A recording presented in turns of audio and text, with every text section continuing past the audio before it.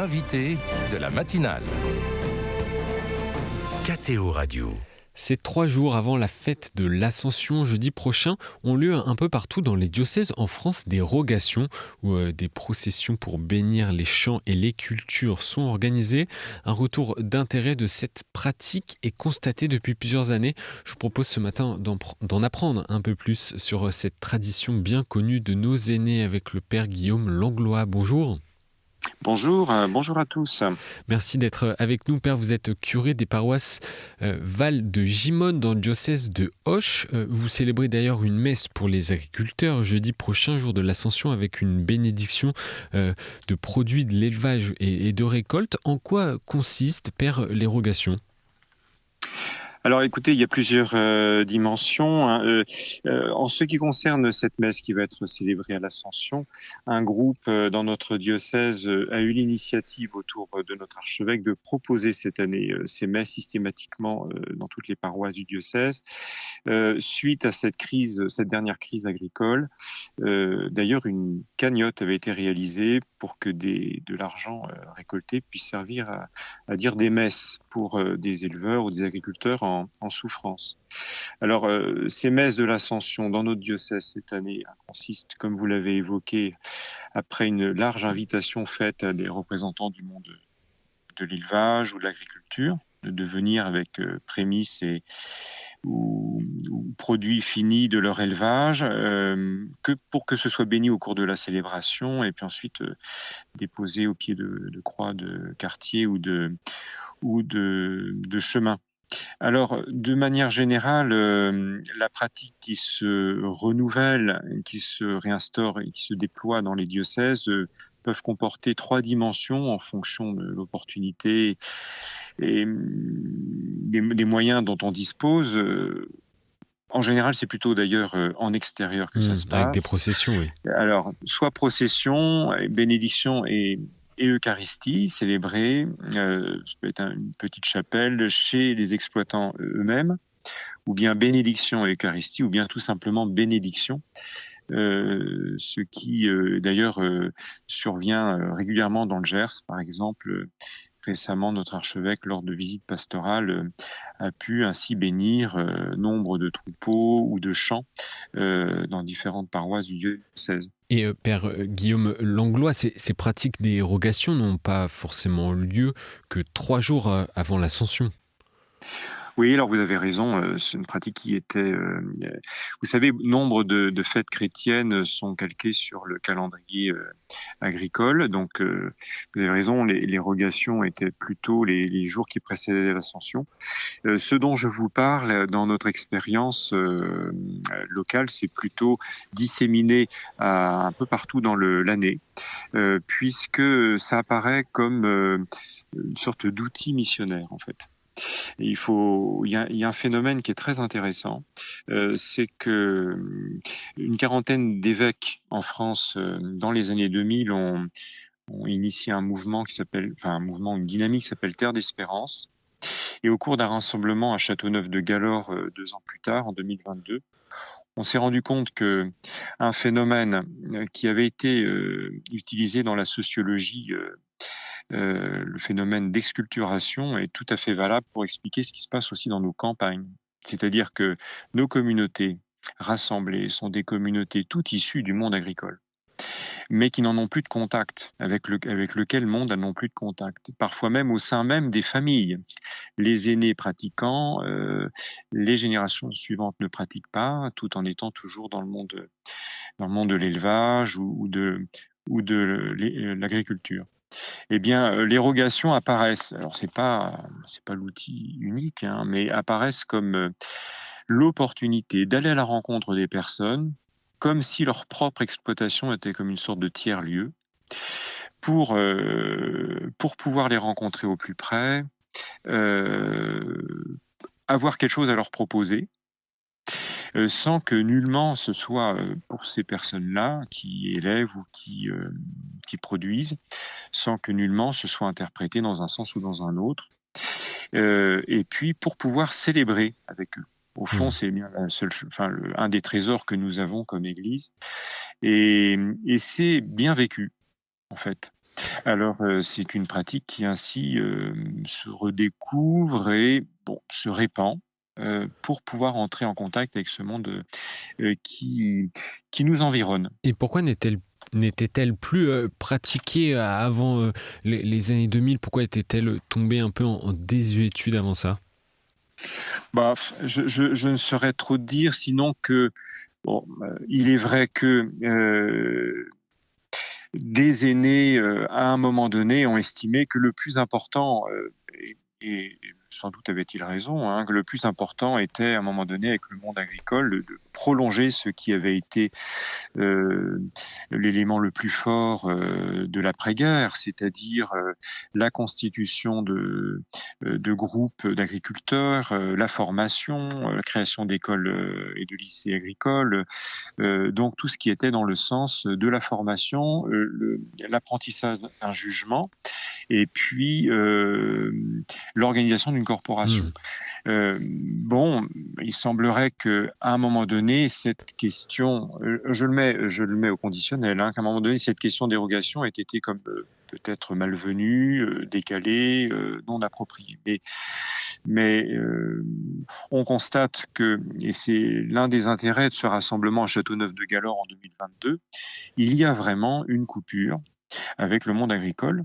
Et ce qui a été par le passé une œuvre extraordinaire de l'Église, qui en France tout du moins a contribué à construire vraiment grandement ce qui a été notre agriculture, par l'Église beaucoup aussi, eh bien, nous ne pouvons plus nous en prévaloir. Cette coupure étant consommée, il nous faut aujourd'hui réinvestir un environnement dans lequel nous n'avons plus prise.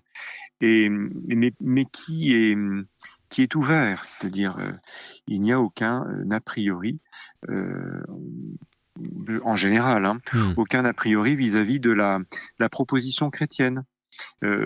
Pas défavorable, bon, pas forcément davantage favorable, mais l'idée étant que il y a une disposition à vivre une rencontre. C'est ainsi que nous retrouvons la possibilité d'érogation. Père Guillaume Langlois, vous avez été ordonné en 2006 en mission dans l'Aube et aujourd'hui dans le Gers. Vous proposez vous-même donc ces prières d'érogation. Est-ce que vous sentez une demande particulière? Oui, aujourd'hui, alors c'est vraiment de l'ordre de la vie du terrain, hein. C'est pas dans l'ordre de grandes demandes formulées par des représentants du monde agricole. Mais dans la vie du terrain, euh, il est vrai que la communauté paroissiale continue à être une valeur pérenne. Voilà, en qui on a envie d'avoir confiance, même si on ne sait pas officiellement ce qu'on peut en attendre. On constate qu'elle est là. Mmh. Dans nos villages, c'est quand même une réalité qui est encore aussi solide que peuvent l'être nos clochers. Mais il n'y a plus nécessairement ces fameuses pierres d'attente ou points de contact entre l'environnement qu'on pourrait appeler agricole, pour résumer, et nos clochers. Alors oui, il y a une attente. Moi, je sais que comme curé, par exemple, je suis systématiquement invité aux rencontres avec les chasseurs, aux rencontres avec les agriculteurs, quels que soient d'ailleurs les syndicats représentatifs, et aux fêtes de village.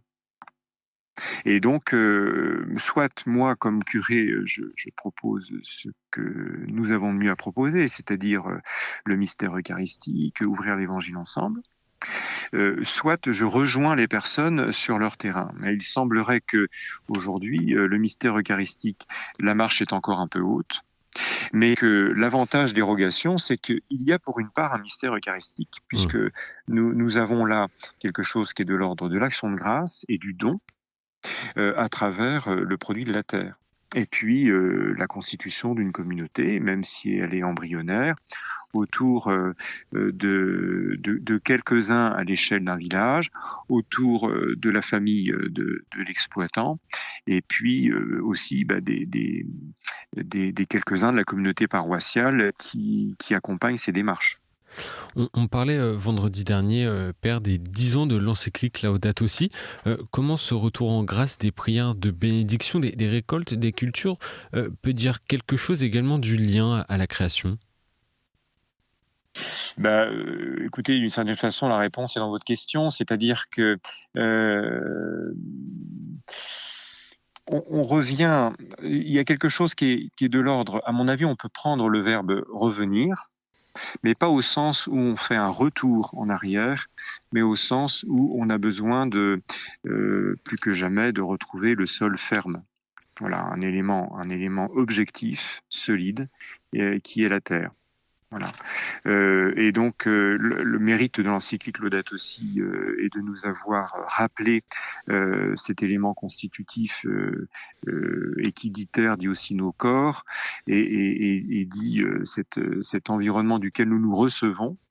Eh bien, les rogations ont cette simplicité de nous conduire vers ce qui fait l'essentiel.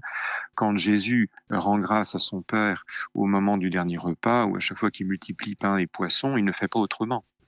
Et alors, il est vrai que parfois, l'Eucharistie peut être vécue un peu différemment, mais n'empêche que le cœur de la prière eucharistique, qui reprend les paroles de Jésus, c'est cette offrande qui est à la fois celle du travail des hommes et fruit de la terre, les deux à la fois, et dit le don à la fois du Père aux hommes, mais aussi des hommes à celui qu'ils considèrent comme étant le Père et source de tout bien. Et donc les rogations me semblent au moins formellement tout à fait indiquées, et en plus elles sont tellement simples dans leur déploiement qu'il me semble que la compréhension est aisée, du moins dans la pratique que nous en avons. Et une dernière question, Père Guillaume Langlois, que nous dit plus généralement cette réalité bien vivante de la piété populaire en France et notamment dans le rural et dans les campagnes?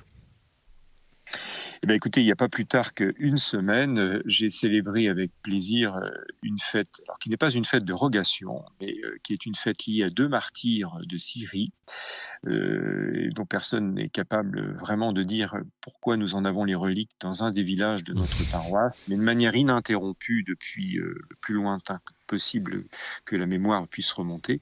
Il y a une fête qui dure 2 jours autour de ces reliques de Saint Victor et de Sainte Couronne. Alors, il y a là quelque chose d'absolument formidable, c'est que des adolescents, des enfants, des adolescents et des adultes vénèrent publiquement les reliques de ces 2 martyrs. Alors cette piété-là, qui, si vous voulez, n'a pas été décidée, du moins dans l'histoire contemporaine, par l'Église, mais qui s'impose à elle, basée sur le mystère du Christ, qui donne sa vie, qui a versé son sang, et à sa suite les premiers martyrs. Cette piété-là qui mobilise des personnes qui pratiquent guère en temps normal, m'émerveille. Alors, je sais que la visite du pape François en France nous a permis de jeter un coup de projecteur sur ce qui se passe en Corse, ce qui peut se passer dans le large bassin méditerranéen. Bon, vous voyez dans le Gers, mais il y a d'autres pratiques ailleurs. Tant que des personnes se rassemblent librement, ont des raisons de célébrer et de rendre grâce, je me dis que tous les ingrédients sont là pour une foi qui peut s'épanouir, et c'est une bonne chose. Merci Père Guillaume Langlois pour ce regard de terrain, ce regard très pastoral à propos des rogations et un peu plus sur cette piété populaire effectivement mise en avant par le dernier voyage apostolique du pape François en Corse en décembre dernier. Merci d'avoir accepté notre invitation ce matin, Père Guillaume Langlois. Je rappelle que vous êtes curé des paroisses Val de Gimone dans le diocèse de Auch. Bonne journée à vous. Bonne journée à vous, merci.